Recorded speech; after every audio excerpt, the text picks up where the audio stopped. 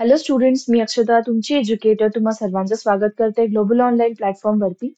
Maharashtra law city 2024 प्रिपरेशनसाठी आम्ही complete course घेऊन आलेलो आहोत, ज्यामध्ये आपण 3 वर्ष आणि 5 वर्ष या LLB कोर्सचा पूर्ण सिलेबस डिस्कस करणार आहोत. आजच्या या सेशनमध्ये आपण सिलेबस इंट्रोडक्शन पाहूया. सिलेबस जे काही आहे ते डिटेलमध्ये डिस्कस करूया. यासोबतच स्टुडंट्स फक्त सिलेबसच नाही तर आपण PYQs पण आज पाहणार आहोत, जेणेकरून तुम्हाला एक ओव्हरऑल आयडिया येईल की कसे क्वेश्चन्स विचारले जातात. ठीक आहे. महत्वाचे इम्पॉर्टंट टिप्स आणि ट्रिक्स आपण शेअर करतो या कोर्समध्ये, जेणेकरून तुम्हाला मॅक्सिमम एक्झाम मध्ये स्कोर करता येईल. सो ह्याची गॅरंटी आम्ही प्रोव्हाइड करतो की तुम्ही एकदा आमचा कोर्स फॉलो केला तर तुम्हाला यामध्ये मॅक्सिमम स्कोर करता येईल. तर तुम्हाला 5 वर्षाच्या LLB चा कम्प्लीट कोर्स जॉईन करायचा असेल तर या नेक्स्ट स्लाइड मध्ये जो नंबर दिलेला आहे यावरती तुम्हाला कॉन्टॅक्ट करायचा आहे. व्हॉट्सअपवरती टेक्स्ट करा, तुम्हाला कोर्सला एनरोल करता येईल. यामध्ये तुम्हाला फॉलोइंग फीचर्स आम्ही प्रोव्हाइड करू. फुल सिलेबसचे लेक्चर्स, याच्या माध्यमातून तुम्ही तुमचे पूर्ण डाऊट्स आणि कॉन्सेप्ट क्लिअर करू शकता. फुल सिलेबसचे नोट्स, 50+ मॉक टेस्ट. मॉक टेस्टच्या मदतीने तुम्ही तुमच्या प्रिपरेशनला टेस्ट करू शकता, अनालाइज करू शकता. प्लस मॉक टेस्ट आणि ह्या MCQ सिरीज मध्ये जे प्रश्न दिलेले आहेत स्टुडंट्स, ओके, ते MCQs दिलेले आहेत 2000+ MCQs आणि मॉक टेस्ट, हे जर तुम्ही 2 केलात तर 100% यातलेच क्वेश्चन्स तुम्हाला एक्झाम मध्ये रिपीट होणार आहेत. बेसिक मॅथमॅटिक्स जर पाहिलं तर तीच कॉन्सेप्ट 100% रिपीट होणार आहे, याची गॅरंटी आम्ही प्रोव्हाइड करू. फीस जी असणार आहे ₹2000 ओनली. दिलेल्या नंबरला कॉन्टॅक्ट करा आणि कोर्सला तुम्ही इझिली एनरोल करू शकता. सो बेसिकली आपण बेसिक्स मॅथ्स जे आहे, जे की 5 वर्ष LLB कोर्ससाठी महत्वाचं आहे, त्यापासनं सिलेबसला स्टार्ट करणार आहोत. ठीक आहे. कारण हा टॉपिक मी आधी सुरू करणार आहे उद्याच्या सेशन पासून. आता MH लॉ CET जी आहे तुमची, तर बेसिक मॅथमॅटिक्स मध्ये भरपूर सारे टॉपिक्स आहेत. पण त्या टॉपिक पैकी हे काही महत्वाची लिस्ट आहे जी किंवा यादी आहे जी तुम्हाला मी इथे प्रोव्हाइड करत आहे. ठीक आहे. यातनं नेहमी प्रश्न येतात.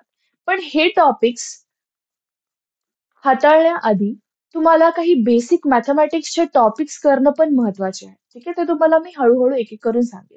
महत्वाचे टॉपिक्सची लिस्टचा प्लीज स्क्रीनशॉट काढून घ्या.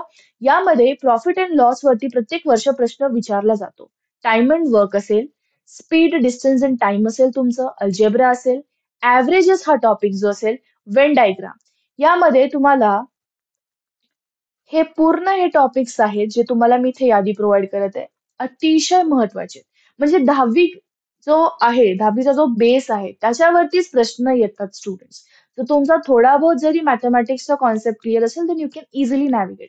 पण ज्या विद्यार्थ्यांना मॅथमॅटिक्सचा जो आहे संबंध सुटलेला आहे किंवा कॉन्टॅक्ट संपलेला आहे 10वीलाच, आता थोडं डिफिकल्टी येत आहे टू फेस मॅथमॅटिक्स, त्या विद्यार्थ्यांसाठी मी अतिशय सोप्या भाषेमध्ये प्रत्येक लेक्चर कंडक्ट करेन. एकदम बेसिक्स पासून ते ऍडव्हान्स पर्यंत प्रत्येक टॉपिक, असं समजलं तर की कोणालाच मॅथ्स येत नाही त्या लेवल पासनं ते नेक्स्ट लेवल पर्यंत आपण ह्या पूर्ण टॉपिक्सला घेऊन जाऊया. पण हे टॉपिक्स हाताळण्याच्या आधी काही बेसिक टॉपिक करणं गरजेचं आहे. जसं की तुमचा पर्सेंटेज झाला, टक्केवारी. ठीक आहे. त्यानंतर येतो तुमचा गुणोत्तर आणि प्रमाण, ज्याला आपण ऍव्हरेजेस बोलतो. ठीक आहे. हे टॉपिक करणं इम्पॉर्टंट आहे. मग आपण येऊया त्या टॉपिक कडे, नफा आणि तोटा. ठीक आहे. नंतर तुम्ही टाइम अँड वर्क पण करू शकता. तुमचं speed, distance and time, algebra. Okay. Algebra थोडा हा वेगळा येतो, अरिथमेटिक पासून वेगळा, ह्याला आपण नंतर डिस्कस करूयात. त्यानंतर ऍव्हरेजेस आणि Venn diagram. Okay. Venn diagram साठी सुद्धा आपल्याकडे इम्पॉर्टंट ट्रिक आहे. ते ट्रिक जर तुम्ही फॉलो केला तर तुम्ही पूर्ण वेन डायग्रामचा चॅप्टर इझिली सॉल्व्ह करू शकता. आता पाहूयात एक एक करून क्वेश्चन. जसं की आता ह्या टॉपिक मध्ये, इम्पॉर्टंट टॉपिक्स मध्ये तुम्हाला मी हे टॉपिक प्रोव्हाइड केले, पण नंबर सिस्टीम मधनं प्रिव्हियस इयर क्वेश्चन दिलेला आहे.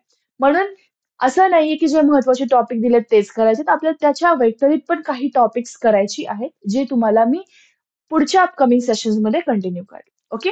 आता पहा, हा एक सॅम्पल क्वेश्चन मी तुम्हाला इथे दिलाय. या सॅम्पल क्वेश्चन मध्ये काय दिलंय, what is the sum of all the prime numbers between 1 and 20? 1 आणि 20 मध्ये जेवढी पण मूळ संख्या येत आहे त्यांची बेरीज किती आहे? आता हे समजण्यासाठी तुम्हाला माहिती असायला पाहिजे प्राईम नंबरची कॉन्सेप्ट, मूळ संख्या काय असतात. ठीक आहे.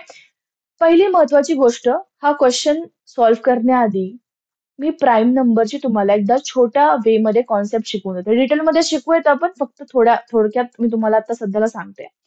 प्राईम नंबर म्हणजे अशी संख्या असतात, ठीक आहे, ह्याला एक एक्झाम्पलच्या माध्यमातून एक्सप्लेन करते. चला, इथे काही नंबर घेते एक्झाम्पल साठी 2, 3, 4, 5.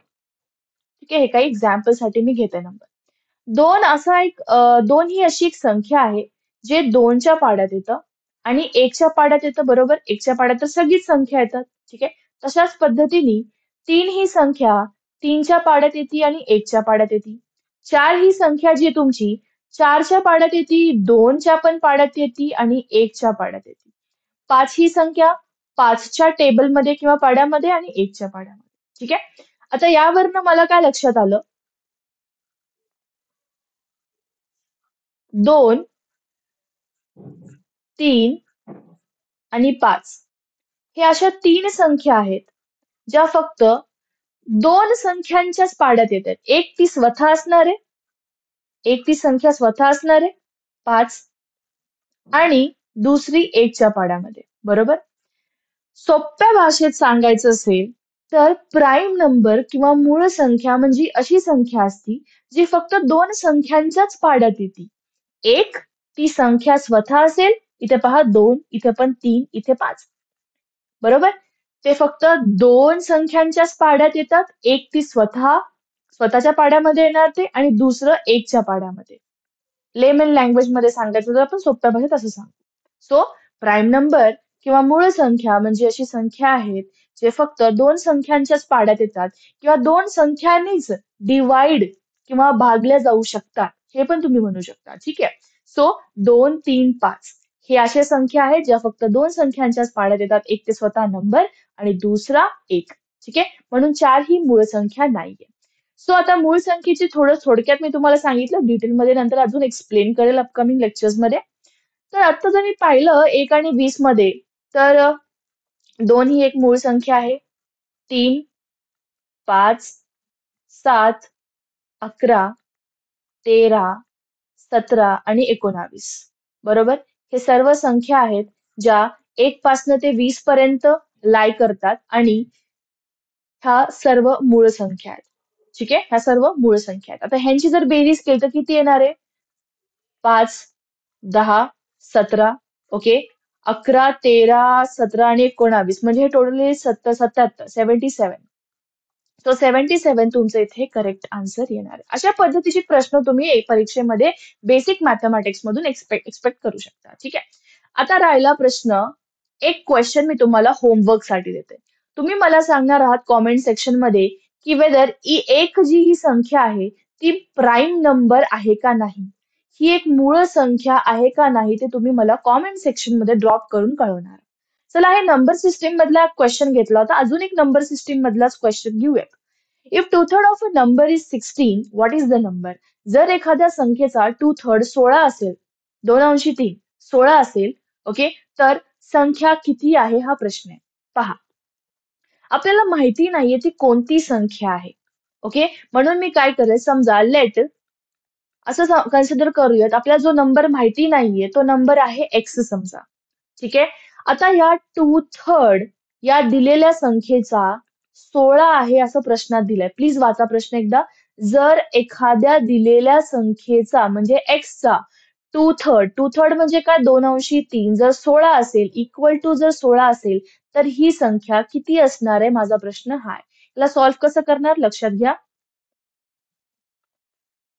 2/3 एक्सचा किती दिलेला आहे, 16 दिलेला आहे विद्यार्थी मित्रांनो, बरोबर. सो हे किती येईल, एक्स किती येईल पहा. 2/3 या बाजूला जर मी घेऊन गेलं तर हे 3/2 होतं. असं 16 गुणिले 3/2 केल्याच्या नंतर 2 8 जार 16, 8 1 जार 8, 8 2 जार 16, 8 3 जार 24.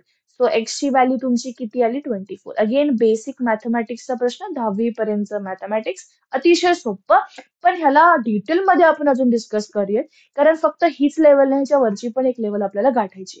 ठीक आहे. हे अगेन एक प्रिव्हियस इयर क्वेश्चन होता. Moving ahead to the next previous year question. If 144 divided by 12 divided by 2 is equal to what? आता पहा, हा एक सिम्प्लिफिकेशन टॉपिक वरनं प्रश्न आहे. बेसिक मॅथमॅटिक्स मध्ये इम्पॉर्टंट टॉपिक्सच्या नावाखाली मी तुम्हाला ती लिस्ट दिली, ती यादी दिली, पण हे पण प्रश्न येतात, म्हणून हे पण आपल्याला सोडायचे नाहीये. ओके, मेक शुअर करूयात आपण. ठीक आहे. सो आता पहा, या क्वेश्चनला सॉल्व्ह कसं करायचं. पण स्टुडंट्स, यापूर्वी तुम्हाला बॉडमस रूल काय असतं हे माहिती असणं गरजेचं आहे. ओके, सो बॉडमस रूल आपण डिटेलमध्ये पाहूयात, नो डाऊट. पण सध्याला एवढं लक्षात घ्या, केव्हा पण तुम्हाला अशा पद्धतीचा सिम्प्लिफिकेशनचा क्वेश्चन येतो ना, तेव्हा नेहमी हे बॉडमस मधला जो बी आहे ना, तो ब्रॅकेट ब्रॅकेट तुमचा जो ब्रॅकेट आहे, ओके, त्याला सॉल्व्ह करायचं असं सांगतंय. ऑफ, ओ म्हणजे ऑफ, ऑफ म्हणजे काय, मल्टिप्लिकेशन. म्हणजे आधी ब्रॅकेट मधल्या ज्या काही संख्या दिलेल्या आहेत त्यांना सॉल्व्ह करून टाका, मग मल्टिप्लिकेशनला सॉल्व्ह करा, मग डिव्हिजन कडे जा. ओके, आता ऑफ म्हणजे मल्टिप्लिकेशन आहे असं का बोलतीये मी सध्याला? अंडरस्टँडिंग तुम्हाला आहे का नाही मला नाही माहिती, सो त्याच्या हिशोबाने आपण ऑफला सध्याला मल्टिप्लिकेशनच कन्सिडर करूया, ठीक आहे. सो एम म्हणजे काय इथे तुमचं, अगेन मल्टिप्लिकेशन, ए ऍडिशन म्हणजे तुमची बेरीज, आणि S for subtraction, minus.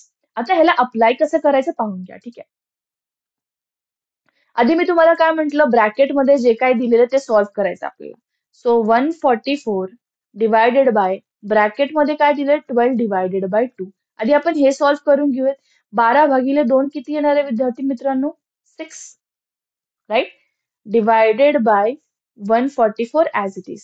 So म्हणजे इथं काय येणार आहे, 144 डिवायडेड बाय 6 येणार आहे. ओके, सो हे आन्सर येणार आहे तुमचं 24, 20. सो 24 तुमचं करेक्ट आन्सर. हे दिसायला सोपा क्वेश्चन आहे, पण यामध्ये चुका होतात का, कारण क्वेश्चन सिम्पल होता म्हणून. तर ह्यालाच जर मी सिम्प्लिफिकेशनच्या क्वेश्चनला थोडं कॉम्प्लिकेट करून जर तुम्हाला विचारलं तर प्रॉब्लेम येऊ शकतो. अगेन हा एक प्रिव्हियस इयर क्वेश्चन होता, सोपा आहे म्हणून तुम्हाला मी इथे प्रोव्हाइड केलं. एक क्वेश्चन देते, अगेन प्रिव्हियस इयर आहे, होमवर्क साठी सॉल्व्ह करा, ठीक आहे. एक सेकंड, क्वेश्चन लिहून घ्या. 3 ब्रॅकेटमध्ये 2x-5 इज इक्वल टू 12. यामध्ये तुम्ही मला सांगणार आहात x ची व्हॅल्यू किती आहे. अगेन हा एक प्रिव्हियस इयर क्वेश्चन आहे students, this is a previous year question, म्हणून व्यवस्थित ह्याला सॉल्व्ह करा आणि याचा आन्सर मला कॉमेंट सेक्शन मध्ये प्रिंट डाऊन करून सांगा. आता पर्सेंटेज, पर्सेंटेज टॉपिक पण त्या यादीमध्ये दिलेला नाहीये, पण त्याच्यावरती क्वेश्चन आलेला आहे, मेक शुअर. आणि पर्सेंटेज हा एक टॉपिक आहे जो बाकी सर्व टॉपिक्सचा किंवा पूर्ण मॅथमॅटिक्सचा एक बेस फॉर्म करतो, म्हणून हा टॉपिक आपल्याला एकदम डिटेलमध्ये करायचा आहे. सो उद्या जो आपण टॉपिक स्टार्ट करणार आहोत बेसिक मॅथमॅटिक्सचा, तो असणार आहे पर्सेंटेज, ठीक आहे. आता पहा, या क्वेश्चनला आपण सॉल्व्ह करायचा ट्राय करूया. A man spends 75% of his salary if he has ₹6,000 left, what is his original salary. आता पहा, क्वेश्चन काय बोलतोय की एक व्यक्ती आहे, त्या व्यक्तीची आपल्याला सॅलरी नाही माहिती, समजा ती सॅलरी आहे एक्स. ओके, या सॅलरी मधला तो 75% जो आहे तो खर्च करून टाकतो. 75% ही स्पेंडिंग, खर्च करतोय. 75% खर्च केल्याच्या नंतर त्याच्याकडे किती राहत आहे, 6,000 रुपये राहत आहेत. त्याच्याकडे ही अमाऊंट राहत आहे. तर प्रश्न विचारला, त्याची जी हे ओरिजिनल सॅलरी आहे हे किती असणार आहे, हा क्वेश्चन आहे. आता ह्याला सॉल्व्ह कसं करायचं, नेहमी लक्षात असू द्या, कुठला पण एखादा वर्कर आहे, या वर्करची सॅलरी 100 रुपये असेल. ओके, दुसरा एक वर्कर एम्प्लॉई आहे, समजा आपल्याकडे त्याची सॅलरी आहे 10,000 रुपये. एक तिसरा वर्कर आहे, त्याची सॅलरी आहे समजा 1,00,000 रुपये. आणि चौथा एक वर्कर आहे माझ्याकडे, समजा ह्याची सॅलरी आहे 1 कोटी, 1 करोड. हे प्रत्येक ऍनमची गोष्ट बोलते, एव्हरी इयर. ओके, सो हे इमॅजिनरी आकडे आहेत. ओके, एक्झाम्पल साठी मी तुम्हाला सांगत आहे. एखाद्या व्यक्तीची सॅलरी 100 आहे, दुसरा व्यक्ती आहे त्याची 10,000, तिसऱ्या व्यक्तीची आहे 1,00,000 आणि चौथ्याची आहे 1 कोटी. इथे वेगवेगळे सिनारिओज मी तुम्हाला प्रोव्हाइड केले. एक लक्षात असू द्या, तुमच्याकडे कितीही अमाऊंट असेल, 100, 10,000, 1,00,000, 1 कोटी, 40,000, ओके, 4,00,000, 40 रुपये किंवा काहीही अमाऊंट तुमच्या जर खात्यामध्ये येत आहे किंवा तुमची सॅलरी आहे, ती अमाऊंट किती असू शकते, 100 पासनं ते मिलियन ट्रिलियन्स पर्यंत चला. ओके, जेवढी पण तुमची सॅलरी आहे किंवा जेवढी पण तुमच्याकडे अमाऊंट आहे, रक्कम आहे, त्या अमाऊंटला, त्या रक्कमला आपण नेहमी 100% गृहीत धरतो. आता आपल्याला इथे नाही माहिती या व्यक्तीची सॅलरी किती आहे, पण जेवढी पण त्याची सॅलरी असणार आहे, ओके, ती किती असणार आहे स्टुडंट्स? 100% बरोबर असणार आहे. ते कशाच्या बरोबर असणार आहे? 100% बरोबर. मग त्याची सॅलरी 24,000 असू शकते, 25,000, 26,000, 27,000, 7 लाख, 70 लाख, 7 कोटी, काहीही असू द्या. पण जे काही सॅलरी आहे, त्या सॅलरीला नेहमी आपण 100% गृहीत धरतो. आता पहा, आपल्याला माहिती नाही सॅलरी किती आहे. एक्स मी सॅलरीला कन्सिडर करते. लेट त्या व्यक्तीची सॅलरी आहे तुमची ₹X. ₹X. आता या ₹X किती आहेत हे माहिती नाही. सो या ₹X मी आधी काय करेल? 100% गृहीत धरेल. आता या ₹X किती खर्चलेत? 75% खर्चलेत. म्हणजे 100%पैकी 75% हे काय झालेत? खर्चून गेलेत. पहा, 100% ह्या व्यक्तीची सॅलरी. एक्सपेंड किती झालेत? एक्सपेंड म्हणजे काय असतं स्टुडंट? खर्च. तुमचा खर्च किती आहे? खर्च आहे 75%. सो जे काही तुमचं राहिलेली रक्कम आहे, टक्केवारीच्या स्वरूपामध्ये ते तुमची काय झाली? सेव्हिंग झाली. कसं आपण कॅल्क्युलेट करतो? जी पण तुमची इन्कम आहे, त्यातनं जर मी तुमचे खर्चे साईडला काढून टाकले, ते तुमचं काय असणार आहे? बचत असणार आहे, हे तुमची सेव्हिंग असणार आहे. तशाच पद्धतीने 100%मधले 75% जर गेले माझे, तर जे काही उरलेलं रक्कम आहे, तो तुमचा काय असणार आहे students? That will be your saving. So इथे 25% तुमची सेव्हिंग झाली. बरोबर? आता पहा, एक्स या व्यक्तीची ओरिजिनल सॅलरी ही 100%च्या बरोबर आहे. आता जी राहिलेली रक्कम आहे तुमची 25%, हे या राहिलेल्या रक्कमच्या बरोबर लिहू शकते का मी? येस. 25% टक्केवारीच्या अकॉर्डिंग तुमची सेव्हिंग आहे. पण प्रश्नाच्या अकॉर्डिंग किती आहे? 6,000. म्हणून मी याला लिहू शकते 6,000 इज इक्वल टू 25%. बरोबर? जर एक्स तुमचा 100%च्या बरोबर आहे आणि 6,000 जर तुमच्या 25%च्या बरोबर आहे, तर का मी ह्या व्हॅल्यूज वरनं एक्सची व्हॅल्यू नाही काढू शकत का? काढू शकते. पहा कसं काढायचं? 6,000 गुणिले 100, 25 गुणिले एक्स. जर या गोष्टी समजत नसतील, तर प्लीज सध्याला फक्त ऐकून घ्या. जेव्हा मी टक्केवारी हा टॉपिक स्टार्ट करेल, म्हणजे उद्यापासून हे तुम्हाला मी डिटेलमध्ये शिकवेल. आता एक्सची व्हॅल्यू शोधायची आहे. सो 6,000 गुणिले 100 भागिले 25. 25 4 जार 100, 6 4 जार 24, वरचे 3 शून्य मला देणार आहे 24,000. प्रिव्हियस इयर क्वेश्चन पेपर मधला हा पर्सेंटेज टक्केवारी टॉपिकचा प्रश्न होता. ठीक आहे. आय होप तुम्हाला ह्या गोष्टी समजल्या असतील, आणि नाही जरी समजल्या, जस्ट क्वेश्चनला गो थ्रू करा. आपण नेक्स्ट सेशन मध्ये जेव्हा पर्सेंटेज स्टार्ट करू, मी डिटेलमध्ये एक्सप्लेन करेन. Moving ahead to the next question. Ratio आणि प्रपोर्शनचा हा प्रश्न आहे. ओके, आता ह्याला सॉल्व्ह करता येईल का नाही तुम्हाला माहिती नाही. आयडिया आहे का नाही टॉपिकचा? अगेन मला त्या गोष्टीचं एकदम डेप्थ नाही माहिती. ओके, जसं तुमच्यासोबत रोज मी इंटरॅक्ट करेल, मला तुमची लेवल अंडरस्टँड होईल की तुम्ही कुठल्या लेवलला स्टँड करता. बट सध्याला एक्सप्लेन करेल मी हा क्वेश्चन. नाही समजला, नो प्रॉब्लेम. रेशो प्रपोर्शनच्या टॉपिकमध्ये डेप्थ मध्ये तुम्हाला हे समजून जाईल. ह्याला सॉल्व्ह कसं करतात पहा. आता माझ्याकडे दोन दिलेले रेशो आहेत. A बाय B ची व्हॅल्यू दिलेली आहे 5/7 आणि B बाय C ची व्हॅल्यू दिलेली आहे 3/4. राईट? आणि प्रश्नाची रिक्वायरमेंट काय आहे? प्रश्नाची रिक्वायरमेंट आहे मला A बाय C ची व्हॅल्यू शोधायची आहे. मला A बाय C ची व्हॅल्यू जी आहे शोधायची. कशी शोधणार? पहा, A इज टू C ची व्हॅल्यू. Very easy. पहिली महत्वाची गोष्ट तुम्हाला इथे समजावं लागेल की तुम्हाला ह्या दोन रेशोला कंबाईन करायचं आहे. आता कंबाईन कसं करणार? कंबाईन करण्यासाठी तुम्हाला A is to B is to C ची व्हॅल्यू काढावी लागेल. का? पहा, A बाय B आहे आणि B बाय C आहे. इथे पण B आहे, इथे पण B आहे. पण जर पाहिलं तर इथं B ची व्हॅल्यू 7 हिस्से आहेत किंवा 7 पार्ट्स आहेत आणि B ची व्हॅल्यू इथे 3 हिस्से आहेत. लक्षात घ्या, आपण रेशो प्रपोर्शन नेहमी हिस्सांमध्ये शिकणार आहोत. पार्ट्स मध्ये हिस्से. ओके, और पार्ट्स. पार्ट्स, बॉडी पार्ट्स म्हणतो तसे बॉडीचे हिस्से, तशा पद्धतीने रक्कमचे आपण हिस्से पाहतो. ठीक आहे. तर यामध्ये exactly A is to B is to C ची व्हॅल्यू मी शोधेल. मला माहिती आहे A ची व्हॅल्यू 5 पार्ट्स, B ची व्हॅल्यू आहे 7 पार्ट पहिल्या रेशोसाठी. दुसऱ्या रेशोसाठी B ची माझ्याकडे व्हॅल्यू आहे 3 पार्ट्स आणि सी ची आहे 4 पार्ट्स. तुम्हाला एक लक्षात येत असेल, की इथे रिकामी जागा दिसतीये आणि इथे रिकामी जागा दिसतीये. तर इथे काय व्हॅल्यूज तुम्ही टाकणार आहात? इथे कॉन्सेप्ट येते नेबर कॉन्सेप्ट. नेबर कॉन्सेप्ट काय असते स्टुडंट्स? आपण काय करतो? बाजूच्याची व्हॅल्यू कॉपी करतो. आता पहा, सी च्या बाजूला कोण बसलेला आहे? बी. बी ची व्हॅल्यू काय आहे? 7. तर 7 मी इथे ऍज इट इज लिहून टाकते. तुम्हाला डेप्थ मध्ये शिकायला भेटेल. प्लीज जर समजत नसेल तर थोड्या वेळासाठी फक्त गो थ्रू करा क्वेश्चनला, की कॅटेगरी समजून घ्या काय कॅटेगरी आहे. आपण याला डेप्थ मध्ये शिकणार आहोत पुढे. तशाच पद्धतीने इथे पहा, ए च्या बाजूला बी ची जागा आहे. ओके, आणि बी ची व्हॅल्यू काय आहे? 3. तर 3 मी ए साठी पण कॉपी करेल. आता मी काय केलं? व्हॅल्यूज कॉपी केल्या किंवा रिकाम्या जागा भरल्या. रिकाम्या जागा भरल्याच्या नंतर माझ्यासाठी नेक्स्ट जी गोष्ट इम्पॉर्टंट आहे ती आहे मी या व्हॅल्यूजला कंबाईन करते. म्हणजेच इथे मल्टिप्लाय करते. 7 into 4. 7 4s are 21. Sorry, 7 3s are 21. 7 4s are 28. Okay, and 5 3s are 15. So 15 is to 21 is to 28. ह्याला मी A is to B is to C ची व्हॅल्यू कन्सिडर केली. ठीक आहे.